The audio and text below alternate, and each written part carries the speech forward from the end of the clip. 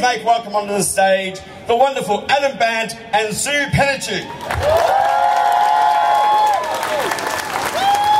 Thanks very much. It is so fantastic to see so many of you out here again. You have come out week after week, month after month, year after year, and you are on the verge of victory. You have helped change the debate in this country, and the momentum is irreversible. And you've come out not just for yourselves, because you know that every one of you here deserves the same right as everyone else to frock up and have a celebration and a declaration of your love in front of your family and your friends. You've also come out for others, for those kids who are in country towns who are working out who they're attracted to and struggling with it and want to hear a proud message from their parliament that their love is just as equal as everyone else. But you've also come out for basic principles of democracy, equality and liberty, because until every one of us enjoys equal rights, we as a society are diminished. And I want to congratulate you for putting this on the agenda in a way that has changed mainstream opinion.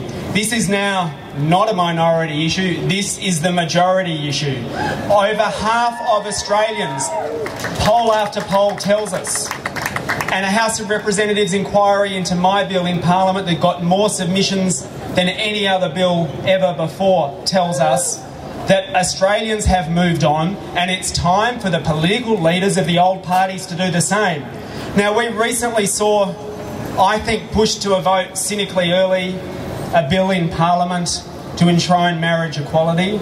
And the four people in this country who are or who want to be the Prime Minister, Julia Gillard, Kevin Rudd, Tony Abbott and Malcolm Turnbull, all went and sat on the side of the no's.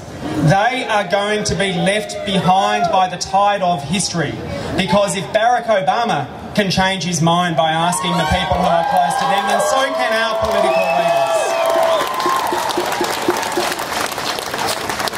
And I tell you, we are about to see change very soon. We've still got our bill in Parliament, and I reckon it's not the Labor Party leadership that's on rocky terrain, it's the Liberal Party leadership. And if Tony Abbott finds himself coming unstuck after one 7:30 report interview too many, and we do get a change in the Liberal Party and they allow a conscience vote, well, we've got a bill rearing and ready to be put into the House of Representatives, and we could see a federal law change before the next election. But more importantly, in ACT, where we recently had a minority parliament and it was up to the Greens to decide which of the other parties would form government, well, we struck an agreement with Labor, and item 8.3 of that agreement is very simple, and it contains 4 words: legislate for marriage equality. And we are going to see that reform soon, and it's all because of you and because of the support you've given to people like us in Parliament, and having shifted this from a minority opinion to a mainstream opinion, and it's only a matter of time before the parliaments catch up. It's going to be disappointing if you have to jump in a car and drive a few hours to get married in the ACT, but if that happens and they realise that ACT society not only doesn't crumble but becomes stronger and more open and more loving, it is only a matter of months before it happens around the rest of the country. So please, I know many of you may think that this is a bit like Groundhog Day.